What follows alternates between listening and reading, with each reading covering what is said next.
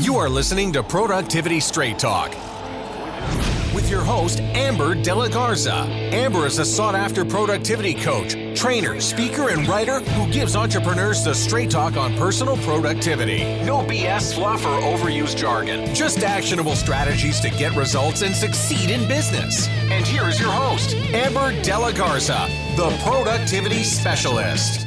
Welcome, and thank you for listening to Productivity Straight Talk. Today is episode 130. Breakin, all the rules, and flourishing with Maggie Patterson. If you are an entrepreneur or business owner who wants actual solutions to maximize profits, reduce stress, and make time for what matters most, then you're in the right place, and I'm so glad you've joined me. I'm looking forward to bringing this episode to you because you get to meet our guest, Maggie Patterson.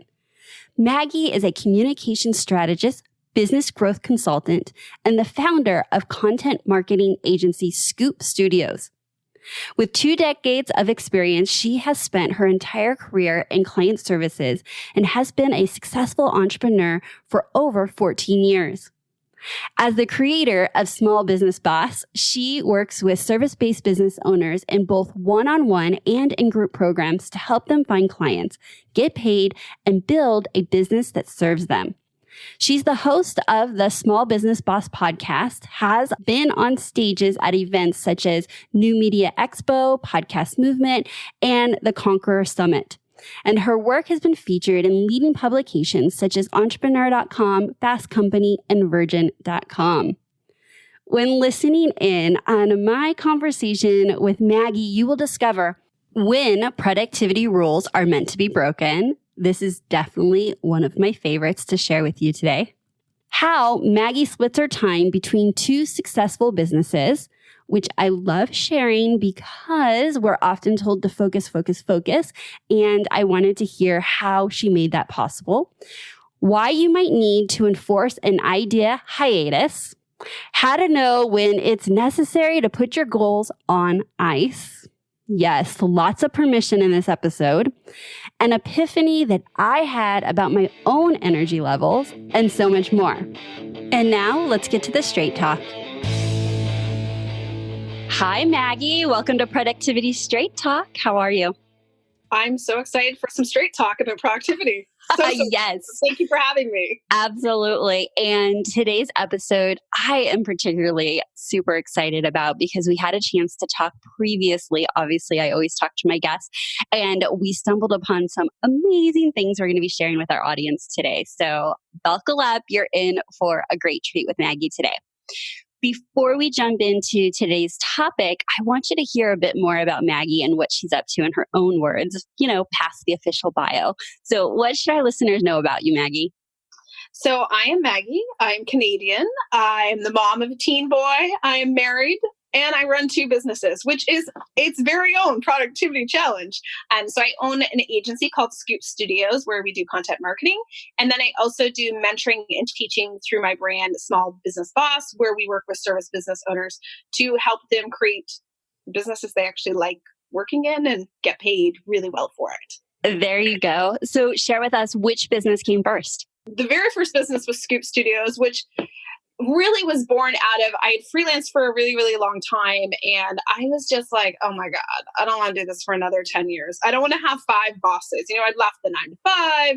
I basically created all these jobs for myself, which is great. I was making a really great living, but I just kind of, this is so cliche, but I'd gone on the trip of a lifetime with my husband and I was in the beach in Fiji and I was like, I don't want to go back to work. And I mean, I enjoyed what I did, but I was like, something's got to change. So from there, I really, was like, okay, what are your opportunities? I'm like, keep doing what you're doing, or you need help. You need a team. I wanted to be able to go on vacation and not worry about what was going to happen. So the agency really evolved from there. And as I was doing that, people were like, how are you doing this? I kept getting these questions. Like my business friends would be like, okay, I don't understand. How did you double your revenue last year? Or, how are you charging that for clients? So that really came organically for me. And it also kind of came as a counterpoint to a lot of the kind of madness I see online about, start your business and make 7 figures overnight. And I was like, oh my God, I'm a seasoned business owner. All the eye rolls.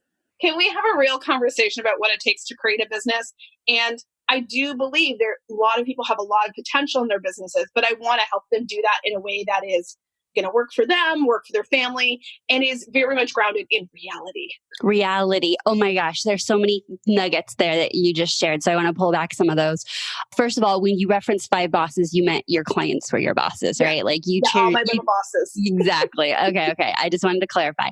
And then the second point that I thought was really important was you were so done with hearing about the promise of 7-figure business overnight, work 4 hours a week. It's so easy to be an online business owner, all of that stuff. And you wanted to really stand in reality of what that is, correct? Yeah. And I think there's an appetite for that. I think most of us that have any discernment or we've been around for a little bit, we really are like, oh my gosh, this is not how it is. But I think we have this, like, I see a lot of my clients, I have this push and pull of they know that's not reality, but they still feel like they're doing something wrong because they haven't been able to figure this out. So there's like this tension of, why can't I do this? But oh, wait, this is actually not even true. So it creates this real awkwardness for people. And I feel like a lot of people who are actually quite successful in their business feel like they aren't doing enough, or they haven't accomplished enough, or they just are kind of on this cycle of having to do more and more and more. And it's like, you know what? It doesn't have to be so hard. Your business can be a lot simpler, because the point of your business is to support the life you want to have, not the other way around. And if you're working constantly because some online business person told you can have your agency in 2 hours a week and you're killing yourself, that's a problem for me. Yes. So the irony of the story that I didn't know you were going to share is how similar to why we're going to be talking about our topic on productivity today. Because when people hear those stories, they may think they're not real. But what I think more often than not is they think there's something they know that they don't know. Like they, meaning the people saying it's 7 figures, it's a couple hours a week. And you're thinking, well, my reality is not that. So what do they know that I don't know? And they're creating, I believe as well, a false story. Right. And they're not telling the whole story. Or they're not talking about when they hustled for a decade and then they got to a place where they are making 7 figures and have a team. Or they're not talking about how actual profitable, how that's like the worst sentence. Don't edit that out. But how unprofitable the 7-figure gross is. And so when we meaning the normal business owner, look at that, it's a mindset. Like it totally affects our head, our space, how we show up. It creates unneeded frustration. This is all in my opinion, but I think you're on board with much of that around that story, right? I'm 100% on board. And I think the reality of it is that you have very talented people who get sucked in, who spend a lot of money and time and energy and effort chasing something that is not actually real. And it's very unfortunate, because I think it's very easy to think the next investment you make or the next thing you're going to do is going to be the thing. And I always think about this. I have one specific client. Her name is Sandra. She's a client for many, many years. I was sitting with her at a retreat at the pool in Florida. And she said to me, Maggie, I've been doing this a long time. What am I missing? And I just turned to her, and it was like, I always remember this. I said, Sandra, you're not missing anything. You have everything you need. Sometimes it's just a matter of time or adjusting the business model or something else. Like, don't let all those other people get in your head and start boring space, because it's not real. They're there to sell you something. They're there to market to you. And they do that by making you feel bad about yourself. Yeah. You know, I didn't know where I'd share this. So we're recording this at the beginning of September. This episode won't go live till maybe end of October, November. So when you're listening, it's now months later. However, I just spent the 3-day weekend, Labor Day, 45 hours working on a project. And that is no exaggeration. That's no joke. That is not my norm. It was a choice. It was a choice to get something really I'm super excited about. I mean, my husband was literally bringing me food. And I say that with all honesty, because when people follow me or hear me, they're like, oh, she must just work. Maybe they think, she works few hours. She has everything delegated out, like all of that. No, I had to let somebody go because of poor performance. I hadn't filled that hole. I was not going to miss a deadline. And so I can do hard things. And I can do hard things because I chose that. I just came off of like a 2-week vacation. For me, that was balance. But that's not the whole story people are hearing. They're not hearing. So when they have to buckle down and work a 12 or 15 hour a day every once in a while, and I'm not saying that's the norm, or buckle down for a weekend, there is sometimes shame with that, or I'm doing something wrong. And I'm here to tell you, this entrepreneurial journey is hard freaking work. And it takes that commitment, and it takes sometimes making the choice to have your head down. And it's not just butterflies and fairy tales and rainbows and all that kind of Unicorns. stuff. Yeah, and unicorns. I knew I was missing one in there. I know. You know what though, Amber? I'm really glad you shared that, because like if you were like at this time of year, we're in September, we're looking at my Instagram feed to be like, oh, Maggie's at the lake living her best life all the time, which is great. And I mean, I share that because I'm so excited. I'm like, Canadian winter is pretty long. So that is my sweet season. But what people don't see is like January 15th, that weekend, when I like literally spend an entire Saturday writing. Yeah. And it's a trade-off. And I think that you can have what you want out of your business, but you need to understand that there's a push and a pull, and there's a give and a take, and the yin and the yang, all those things. Like there's always going to be seasons of sacrifice where you're hustling a lot, and there's going to be other seasons where you're not hustling at all. And that's the beauty of it. It is. But you're not going to magically build a business like sitting around twiddling your thumbs, working 4 hours a week. No, I couldn't agree more. So that actually, we've already started the conversation. Our listeners don't know, but the conversation we're having is, how do we really truly honor ourselves and who we authentically are when we show up and do our best work in our business, i.e. productivity. And if you're new to this show, this is maybe a surprise to you, but I do not think that it's a box that we fit in. I don't think it's a one-way path, method, or strategy to do our best work and be most productive. There are underlining principles to productivity that I teach and I coach on, but how you apply those principles, I believe, are so important to honoring how we truly show up. And when I spoke with Maggie, I was so excited about having her on because she's breaking and going against the grain many of the productivity myths that you may believe for yourself or you've heard.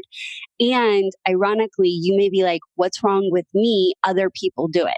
What's wrong with me? Other people wake up at 5 a.m. or successful people wake up at 5 a.m. or fill in the blank. And I could not scream this message any louder that don't do that. It doesn't serve anyone to get in your head and say something's wrong with you. And so, Maggie, let's talk about you. So you've got two businesses, which maybe the first productivity myth that people heard, like focus on one. You can only be successful or really successful in one venture. So maybe we start there. How do you split your time, energy, and focus and make two businesses successful? So I generally on an average week, I work a normal work week, but I work very smartly with my time in a way that works for me, which we'll talk about in a minute. But, I think for me, I've always had at least one, if not two, at 1.3 different, lines of revenue / businesses. So, I try to really have days that are focused on agency work and, kind of some time set aside every day where there's a little bit of maintenance time for my team or questions or whatever. And then, filtering on top of that time for small business boss. And I do a lot of things like, having a specific week where I like what you did this past weekend, like if I know there's a big project, I'm like, hey, aside from 9 to 10, like don't talk to me about agency things. I am like heads down in the middle of small business boss. Like today I am all about podcast interviews and it's all about small business boss. And tomorrow I will be, hands-on in the agency. So really just kind of looking at how can I not context switch a lot between the two, because it is very, kind of two different mindsets. And also just being very thoughtful about understanding what the real needs are of each business at different times, and understanding like sometimes, Maggie, you can't do it all. So yeah, things are kind of busy this week with small business boss. So in the agency, I'm handing off a lot to my team and being like, I can't deal with this right now. And that has taken time to get here. But I think we all have more time than we realize. We just don't use it really well. Yes. Right. Thanks. You said everything I stand for right there. We have more time than we think. We don't use it always to the best. Okay. So My question to you is is it every Tuesday is a theme day for like small business boss, or do you plan the week and say, okay, this week I need 3 days here, 2 days here? So is it a fluid kind of theming your days, or is it the same weekend and week out? So I used to do a lot of like Monday is this and Tuesday is this. That doesn't always work because clients have specific needs or something will pop up. So I really try to do it on a week by week basis. And I think the biggest thing is when you're doing client work, what was really worked for me is just making sure that there's space in the week, not having calls on Monday, Tuesday, Wednesday, Thursday. So I know there are these block of time where whatever the priority is for the week, whether that is a big project for a client, like I've been working on this huge proposal project for a client, and it's been super, super time consuming. It requires me, not someone from my team. So I look at Thursday afternoon, and I'm like, okay, that's open. That's when we're going to actually work on that. And, being a little fluid in my approach, because I've realized too, if I try to be too rigid, I immediately want to throw out the plan. Okay, tell me more about that. So you feel like if you had something that was similar every single week, like every Monday looked the same, you would throw that out. Yeah. I used to do it and I didn't like it. Okay. I tried all the things, right? And I'm like, oh, it's marketing day. I don't really want to do marketing today. Okay. So no, that's a good point. So then how do you make sure that you have enough marketing days? If they're not like predetermined where there's 3 or 4 of them a month, how do you ensure that you're not leaning into, I don't feel like marketing today for 2 or 3 weeks? What is your go-to strategy? My go-to is basically, this is my very loose method, but I kind of like, these are my 3 priorities for the quarter. And then I've set like these following items need to be done in a month. So, and then when I'm planning my week, I'm like, okay, so where am I with the things for September? Like I'm doing a lot of podcast pitching right now. So if you don't do that this week, when are you doing it? And that's always the question I have. Like I'm okay with being flexible, but I also have to know that like I've committed to myself, not to anybody else, that I'm going to do these things. And I think understanding that I do really well if I meet my internal expectations, that his thing. Other people do really well if they meet external expectations. Other people don't do well with expectations at all. So I think learning that the goal has to be set by me. I have to feel connected to the goal. And if I feel like the actual part or goal is not what I want, I'm just going to do it exactly what you said. I'm just going to keep pushing it off and pushing it off and pushing it off. And I mean, sometimes I look at things I've set at the beginning of the quarter. I'm like, that is all kinds of wrong. I need to recalibrate this because it's not working. Okay, so tell me more about that. What's not working? You ended up not liking that strategy, or you weren't getting the results from that strategy, or a combination of both? So a perfect example, I think a lot of times is not so much that it's the wrong thing or it's not working. It's not the right thing at the right time. So, last end of Q2, beginning of Q3, I was moving. Well, I'd set all these priorities kind of in and then I know better, but I hadn't taken it into account. Like, hey, you know what? You're moving. Your life's hot mess, Maggie. Like, so I went back actually partway through kind of end of July, early August. And I looked at the goals for that quarter and I was like, okay, this is not working because you've got life stuff. So This goal, it's on ice. It can go away for now. And just having that's the point of being the boss. We're able to do those things. And sometimes, you have to hold yourself accountable. And other times you need to learn not to force it. For sure. Okay. And when you put your goal on ice, right, it's renegotiating with yourself, but it's from an honest place, because I often talk about like, don't negotiate with yourself because nobody wins. And that's like the day to day of like, you wake up, you have a plan, and now you don't want to show up to make the call or do the pitch or, do the client work. And so you're like, later, and kind of kick it down the road. But what I love, what Maggie just said was she really looked at it from a new perspective of, I'm actually in the middle of moving. I underestimated what that personal life thing means. And so I'm okay with either putting it on hold or renegotiating how I show up for this goal, right? Exactly. And I think, as much as we want freedom of flexibility, we want to be told what to do. So sometimes we're going to have those conversations with ourselves and negotiate in a way that is realistic and honest and is not just, I don't know, I'd rather get rid of it than half-ass it. Right. Yes. You know, I had something very similar. I was in a car accident at the end of last year, so November, and I had these like massive goals for January and February, and I was still feeling major effects of the accident. And as hard as it was, I had to sit back and be like, you know what? I didn't know that was going to happen. Here's where I'm at. This is where my body's at. This is what I need. It's okay. Right.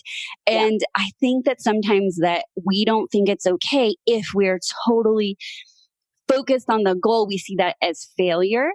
For me, I had to be like, take a step back, and I'm going to echo words I've already kind of heard you say is like, we're creating this business. Like we chose this business by design. And if we are forcing it to be something that is stressful, it's kind of going against why we actually chose to be an entrepreneur. Yeah. And I think that that's the freedom part of it, and the flexibility part of it gets lost for a lot of people really, really quickly. It does. But that's one extreme, right? And then other people are like, I'm not committing to anything because I just want freedom of time and I want freedom to do whatever I feel like doing.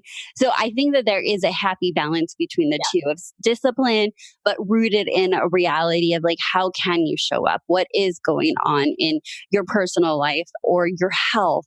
And then just really looking at, okay, so what feels right? How can I show up? How can I reprioritize? So for you, it sounds like you reprioritize showing up for your move, which your move needed you there. Your family needed you to help with the move. Yeah. They sure did. Yeah. You know what's funny is but packing boxes, not his jam.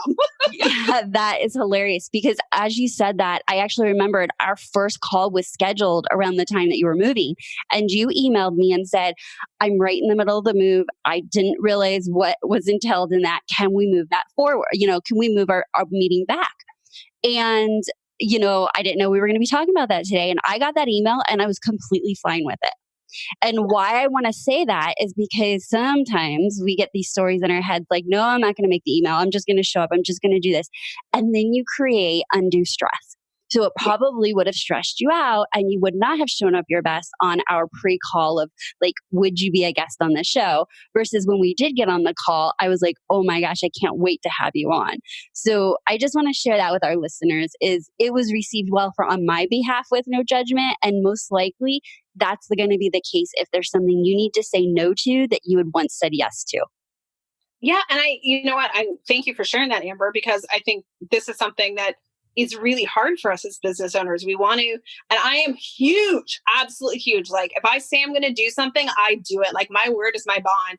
And last week I was sick. And Monday I had to lie in bed all day and I had to go to a client and say, listen, I know I said I would have this to you today, but it's going to have to be there in the week. And I had all these stories in my head, but guess what? I sent the email and he was like, oh my gosh, okay, of course. I hope you feel better.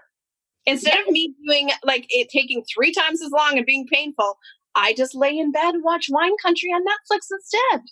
Oh my gosh. Okay. So I have a similar story. So I was gone for 2 weeks. I spoke, I attended a conference, I had a family vacation, but in total it was 2 weeks. So I had to move my clients to right before I left and right when I got back. And I got back on a Thursday and I woke up on Friday and my husband literally had to log roll me out of bed. Somehow I tweaked my back and hurt my back so badly. And I was like, okay, it's my back. I just have to get sitting in the chair. I'm still going to do my appointments. Like people waited for me to come back from vacation. And, again, this day and age, even where I'm at in my business says it doesn't matter, just show up. And then my first appointment texted me and said, I'm so sorry, I have to reschedule. I had never been so happy before. And I was like, well, maybe if I have to reschedule with the next person, they're going to say, I'm so happy she had to reschedule. So I immediately rescheduled my next appointment and the rest of them for the day. And you know what I got back? Unwavering support. Yeah. Oh my gosh, I totally understand. I've had back issues, or oh my gosh, you take care of you. We'll get back on the books. Don't worry about it. We'll catch up. We'll add the session to the end. Various versions of this response. And I shouldn't have been surprised. My clients have shown up for me like that in the past. But again, we get in our head, we tell ourselves these stories, and then sometimes we just have to do what's best for us, which is heal, right? Yeah. And you know what? I think that whole lesson, like both those things we both went through is I think your clients respect you more. And I have discovered clients love learning that you're human. Like I was Yes. going through some personal stuff last year. And I mean, I didn't share all the dirty details on everything, but I was like, hey, like this is a bit of a challenging time. So, and people were like, oh my gosh, this is so good to hear. And I'm like, well, no, it's not really good stuff. But Right. they love knowing like behind like the professional facade, like there is a real person who has real life stuff going on. Because we all do. I Yes. mean, we all do. And if they can see you push through or still be a successful business owner, they're able to see that as inspiration, and they're not tying whatever stuff they have going on in their lives as an excuse, right? Like they've seen you or been inspired by you being navigating through a hard time and still showing up. Exactly. And I think that we need more of that because let's face it, you can log into whatever social media platform or be on whatever email list and everything looks perfect and polished. And we don't need more people with beautiful braids and fun hats and white flat lays. Like we just need real people. Yes, I agree. Okay, so I want to get into some more specifics of how you show up your best. So are you a morning person? Nope. Nope. Okay, good. I'm not a morning person. Have you tried to be a morning person in the sake of better productivity? I have. I go through this periodically, but I always think of this time. I think it was 2 years ago or 3 years ago in January. I was like, I am going to be a morning person. Like I was bound and determined. Well, here's the downside of that is starting that in January, it was a terrible idea because I have seasonal affective disorder. I literally cannot get out of bed in the morning. So I was immediately setting myself up to fail. Like by the time February rolls around, like I am depressed. I am dark and moody. And I know that about myself. So instead of, I tried it for a few weeks and then I was talking to one of my friends and she's like, Maggie. And we had that conversation. I was like, she's like, you have seasonal affective disorder. You legit are struggling. Why would you try to do this to yourself right now? And, in that moment, I was like, why am I doing this? I hate it. And I've tried the morning routine. I've tried the go to the gym at 6 a.m. I've tried the hour-long meditation. I've done all those things. And you know what? They don't work for me. And for me to do those things and build habits around them, I have to do them in a way that work for me. So, yeah, I sometimes roll out of bed at 9. And that's okay. Okay, I want to hear more about when you do roll out and how you do make it better for yourself. But you just shared something with us. And so you're saying seasonal affect? Seasonal affective disorder or SAD. So essentially this happens to a lot of people in the winter. Yes. And it's funny, a couple of years ago, I talked about it on my podcast and someone was like, I didn't know that was a thing. And I'm like, they Googled it and they were like, they thought I was making it up. Like, no, it's very, very common because we aren't getting enough sunlight. We have a lack of vitamin D. It's like a physiological response to this kind of dark lack of light situation. I mean, I have improved greatly each year over probably the past 5 or 6 years, but it's a reality and I plan for it in my business because I know how my mood is going to be. I understand where my motivation is going to be at. So me trying to have the big jazz hands exciting January of all the new goals, it's a terrible idea. Maggie, yes. So I did not know this. I did not know we were going to talk about this. I didn't know that there was a name for it either, but I have at least been aware enough to plan for it in my business as well. Yes. So right now, September, October, November, I'm slaying my business. Yeah. January, December, I can feel it creeping. January is never oh my gosh, it's the beginning of the year. I'm just slaying things. I'm literally affected by the winter weather every single time as well. And I live in Las Vegas. Like I don't even have that good of an excuse. We have sunlight and our cold is not that cold. And I often think like, what if I lived somewhere where it was snow? People are literally not getting out of the house. There's very little sunlight. And for me, I know I'm super sensitive about that. My husband really, really has expressed wanting to move to Seattle. We've visited there many times. And I've had to tell him, like, I physically cannot. It is not going to be good for me emotionally, not having sunlight and being like out.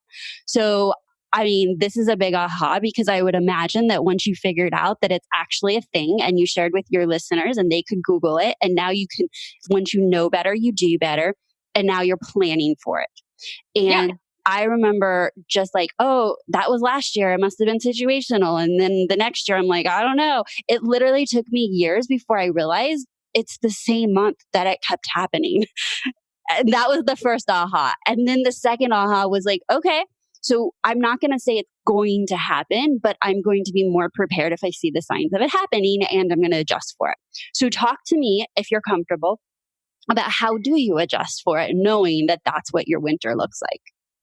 So strategy number one comes from the Canadian, whereas I go to Florida for part of February. And Yeah. Like my family, we go on vacation in Florida every February now. It's a non-negotiable. Last year, my husband and son did not go. And I was like, guess what? I'm still going because my mental health and happiness are most important. And I often tag in some business while I'm there. And that has made a significant difference, but also to just being very, very thoughtful about things like ensuring I have my daily meditation time, not overfilling my calendar. That's a huge one during that time. And most of all is my sleep. Sleep is the cornerstone for me of, it's a cornerstone for everybody. But I feel like for me in that season, literally that season of winter, I am tired. My energy is low. So as a result, like I don't have meetings before 10 a.m. because I want to have the flexibility to be like, I need to sleep for 12 hours. If that's what I need to do so that I feel on point and I feel human and I can show up feeling, reasonably with it, that's what I'm okay doing. And I think that saying like, hey, I need to sleep 12 hours a night is not like a super sexy thing people want to hear, but if that's what you need to do because of your health or because of the season of life you're in, like I don't have little kids, so I'm able to do this. Right. But, realizing those things and planning for them makes a huge difference. And like, it's also like I pay a lot of attention, like a lot of yoga practice. So that gets into my schedule. Like I know what things help and I know which ones hurt. And I try to stay away from high pressure situations. Like the times I was launching things in January, that was really bad for me. I don't do that anymore. January, like Q1 is like there's no launching, there's no nothing. It is like clean slate. We can just ease on into the year. Right. Okay. So you don't need 12 hours all the time, but when you do, you listen to your body. One of the things that I do that I've been thinking about and mulling over, and maybe it's going to come out in a full episode, is that I actually don't have a morning alarm. I have a bedtime alarm. And I do have a little kid. Yeah. So my son's 9 and he starts school at 9 in the morning, which is pretty late. Okay. Yeah. And so I'm not saying this works for everybody, but because I have an early bedtime alarm, I naturally wake up between 4:30 and 5. But some days it's like, okay, not some days, yesterday. This is what happened exactly yesterday that made me think of this. My son never sleeps in past 7. Somehow we both slept in. It was 8:30 and I rolled over and I was like, oh, no, I normally wake up before 5. It's 8:30 in the morning. And I'm like, oh my gosh, he's not even awake. He's supposed to be at school in like 25 minutes. And we both got up and busted butt. And then it made me just kind of reflect, be like, oh my gosh, like I love that I was able to wake up when my body needed. Like something was going on that said, Amber, you need to sleep longer. And that I just looked at it as being so blessed that I have created a business and a life by design that does allow me to wake up when my body's ready to wake up. I just wanted to share that because that could be one of your strategies is like you go to bed at a certain time and then listen to your body when you need to wake up if you can build a life around that, right? Like you have older kids. My son doesn't go to school till 9. So for the most part, that works. But that fluctuation is now accounted for. Had I forced myself to wake up at 4:30 or 5, I probably would have been dragging the entire day.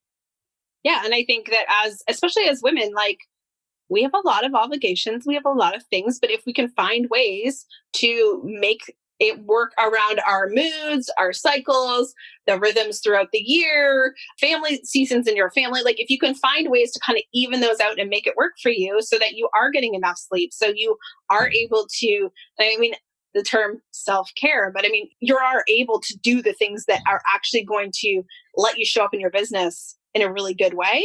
Yes. Okay, like everything you're sharing, I had no idea, right? We didn't really talk about specifics, just generals. And every time you talk, I'm like, oh my gosh, you're right on. So I have actually gone to the doctor and said, and TMI for all the men listening, but this has to be said for the women, okay? So just stay with me here for a minute. Is I've literally said, how can you replicate the way I feel right before the day before I start my cycle? I can literally slay anything that day. I have so much energy. I am so happy. I feel so good. And I know it's hormonal. And I'm like, well, if one of the 30 days in the month can feel that great, why can't more of them? And so I have literally seeked out advice and research, like how can I level out my hormones to have more days of higher energy? On the opposite side, it is a very true statement that some days you are just physically exhausted, and recognizing those days. And if you can actually put them on your calendar, know to have a lighter load, or don't by design put heavy deadlines or have to show up, and give yourself some grace on those days. For me, I do. And I haven't shared that anywhere yet. Like that is also something that I'm like, I know it affects me, and I know that it affects my friends that I talk to about it, but I have yet to do enough research to have a whole episode about. So go with how you feel. Not every day is the same as yesterday for various reasons, hormonal, emotional, circumstances with your family. Now, I do say that, but I also want to say, don't be so sensitive to be like, well, I just don't feel like doing the thing, and so I'm not going to show up, because you can find a reason to not show up every day if you let yourself. But if you're being honest with yourself and it's truly a day that you're finding challenge, then have grace with yourself. Stop beating yourself up, because then the next day you're going to show up because you didn't beat yourself up. Yeah. And this goes back to what we were talking about forcing it. I think, if you are literally having the worst day of your cycle, like maybe this is not the day to, in my case, make big decisions. Yes. Because literally my big decisions be like, burn it all down. Hello, mood disorder. Yeah. But on the flip side is, maybe that's not the, like, if you need to move things around, because the reality is it's no different than if you have a migraine. Like there's things going on in your body that are out of your control. And that's your body saying, hey, hold on, I need something different. This is not going to work for me today. Right. Oh my goodness. We've already talked about so many good things. So what is another strategy that you think works for you that may be unpopular or kind of go against common recommendations that you want to share with us? So I think a lot of people really try. And I mean, I think this comes down to personality type. And I mean, just total disclosure, I am, for anyone familiar with Enneagram, an Enneagram 8, I'm the challenger. So any rule you give me, I am going to challenge it. Yes. And in the 4 tendencies, I am the rebel. So just be forewarned. But, the idea of having an end time for your day, that is something that, again, doesn't always work with me, because if I'm really energized and I'm really excited and I'm like in flow state, why am I going to shut that off? Right. Okay. And I mean, that's not every day. A lot of days I like roll out for dinner and like, I'm not coming back till 10 a.m. tomorrow. And that's very normal and healthy. But like, I've noticed for me a lot of times on Thursday nights, because most of my client work for the week is done, creative inspiration shows up. I'm in flow state. I can write. I'm feeling very creative. I'm feeling inspired. So if that's happening Thursday night at 9 p.m., I let it happen instead of being like, save it till tomorrow. Well, guess what? When I try to save it till tomorrow, it doesn't happen.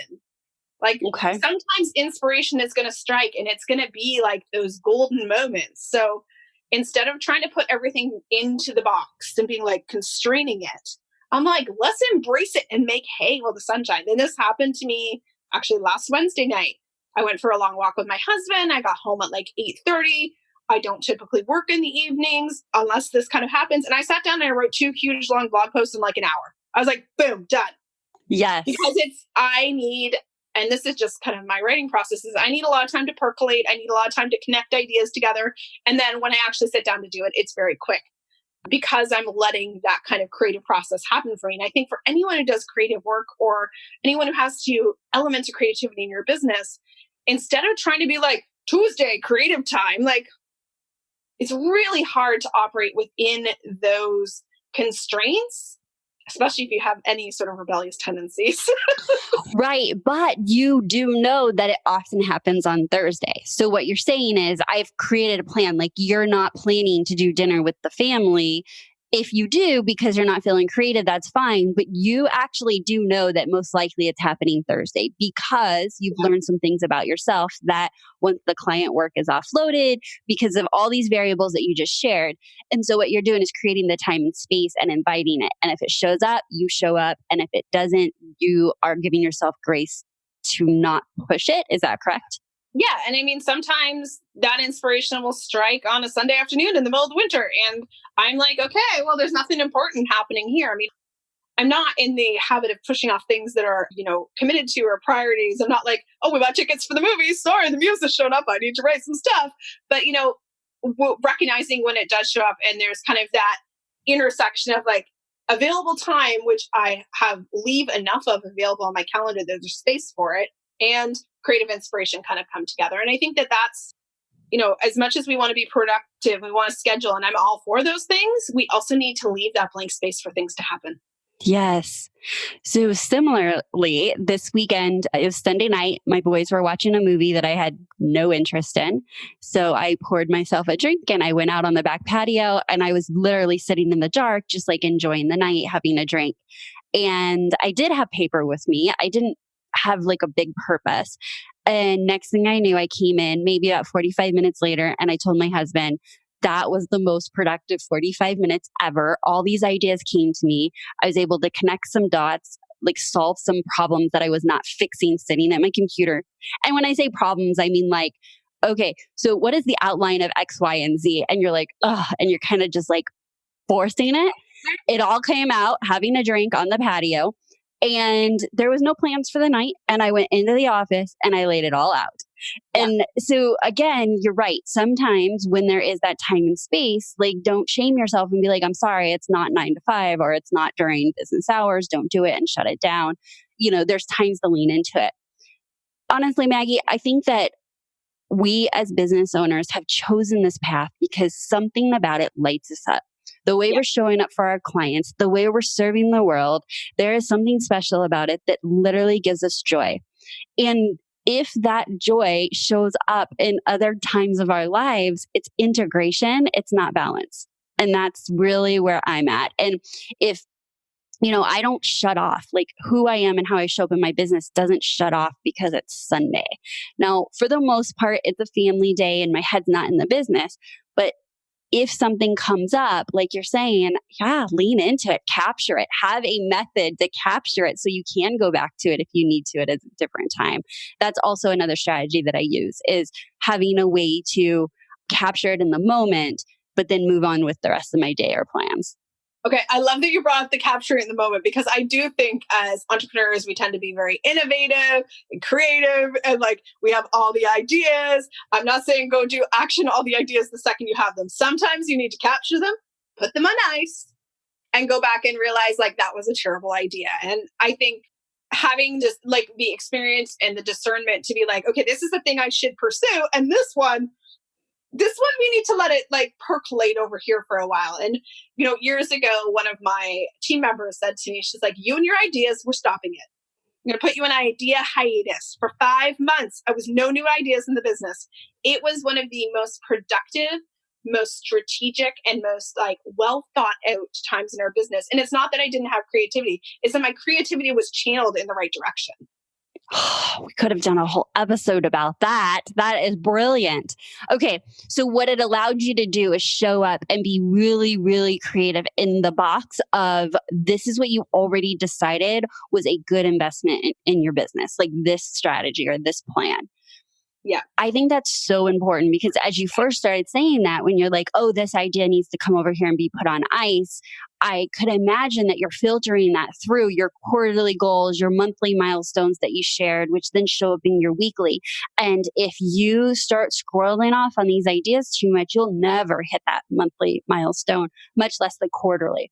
So you do discern and kind of what is your method, if you do have one, of what gets activated and what gets put on ice for ideas? So what's funny is, like, I'll give an example. A couple weeks ago, I actioned an idea, and it, from the external world to everyone but me and my number two in the company and most of our team, it looked like it came out of nowhere. But I had literally had put it on ice in March. And was like, it had been chilling for quite a while. And in the meantime, I had been doing the mental work of connecting the dots and figuring out what this could look like and kind of listening and imagining what that could be, so that when it came time, when I sat down, middle of August, and I was like, okay, the move's over. We've cleared some space. This thing we thought we were going to do, I'm not really interested in doing that right now. This is the time for that idea that's been chilling to come out of the freezer and for us to do something with it. So it looked very like, one of my team members was like, whoa, where'd this come from? And I'm like, would you like to see my notes for March? Like, this has been properly thought out and planned. Yes, exactly. Yeah, and I think most ideas that are worth pursuing, they will keep. I think as entrepreneurs, we tend to be very attached to our ideas and very precious about our ideas. And we think like, oh, I don't do this right now before someone else does. Well, guess what? There's no new ideas really. It's just your approach. And that's not going to change if you put it on ice for a little bit. So I think if you are the type of person to have a lot of ideas, it's not a bad thing for every idea to have to go on ice for a set amount of time to make sure it is the right move in your business. And it's not, I think this is something I used to do a lot of early on in my business. It's not an emotional response to something that's happening in real time. It's a well thought out, measured, strategic decision for the business, and not a, oh my God, I saw this person saying this on Instagram and I've been thinking about that and I better do it right now or it's all going to dry up. It's not going to. Right. The best ideas are going to be okay with waiting and being formulated off to the side while you're working on the other things you've committed to. Yes. What is your favorite way to capture those ideas? Like if they're out, like if you're not sitting at your desk, maybe if you are sitting at your desk, how do you capture them and put them on ice? So I'm a big fan of Google Keep. So I've got lists upon lists, or I'm like prolifically writing notes at like all times of the night. Like I wake up in the middle of the night, I'm like, my husband's like, what are you doing? I'm like, have an idea. And I don't keep my phone by the bed. So I have to get up, I have to go get it, bring it back, type the idea, take it back. So, I have that filter there, right? I'm like, oh, can't just grab the phone. I have to actually think that, oh, this is worth putting in the phone. And then typically from there, I actually use the project management system. We use Basecamp 2 specifically. And I have a project in there where I keep a running list and just, I'm just like, and every so often I go back and I look at it. I'm like, wow, that was spectacularly terrible. Yes. Oh, that's so funny. So the way that I do it is I email myself. So off my phone, I email myself. I cannot believe I said this several times. I am not in my own spam filter because of how many times I email myself. That's awesome. And so I email myself because I have a very specific process that I process my emails, and processing them means that everything goes to where they need to be, including pulling out tasks. So it doesn't mean that it actually got completed. So once it goes through my email, I pull it out and it goes in my project management program too. Do you know how many don't make it from filter 1 to filter 2? Meaning they don't make it from email, reread it again, like maybe the next day, to it's valid enough to actually make it in the project management system. So I relook at it, like you said, with, fresh eyes, and you're like, yeah, that's really bad. And I think that if we could just share one thing to wrap this thought up is like, what filter or process do you need to ensure you're not scrolling off on every idea so that you're not investing, like you're not doubling down on time and then looking up and being like, that was a horrible idea and I wasted a lot of time. Right. And it'll happen. We all make mistakes as business owners and we think it's a good idea and we don't know till we hit the market. But a lot of those ideas can certainly be filtered prior to investing too much time. Yeah. And I think the other part of that is like, especially if you're talking about something like an offer, like, oh, I'm going to create this service or product, or like actually talk to real people and validate it before you decide your idea is golden. Yes. Yes. So hard for a lot of us to do that. I feel like we could talk forever. We're going to have to wrap up soon, but what is your favorite way to validate an offer before investing a bunch of time in it? Like, or how do you talk to your audience, I guess would be the question. I've done everything from customer surveys. Like every so often I'll do a survey. Like one of the ideas I'm actioning right now is based on gathering data that way.